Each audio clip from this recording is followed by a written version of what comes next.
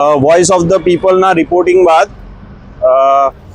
તમે જોઈ શકો છો કે જે ગાંધીનગર પોલીસ ચોકી હતી એ હટાવી દીધી છે.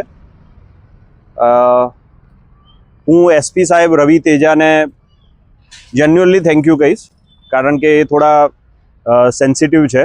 કોઈ પણ મુદ્દો એમના નજરે આવે છે તો પ્રોએક્ટિવલી કામ તો કરતા જ હોય છે. તો આજે કરી દીધું છે.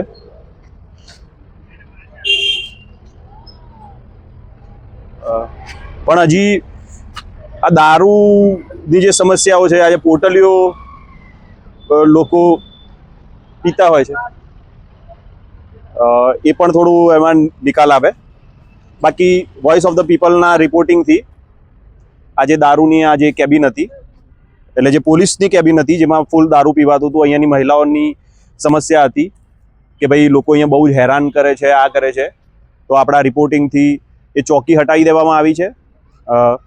રવિ તેજા સાહેબ અને એમની ટીમ, સાચું કહીએ તો એ લોકો સેન્સિટિવ છે કે કોઈ પણ વસ્તુ નજરે આવે છે તો એ લોકો એના ઉપર કામ કરતા હોય છે.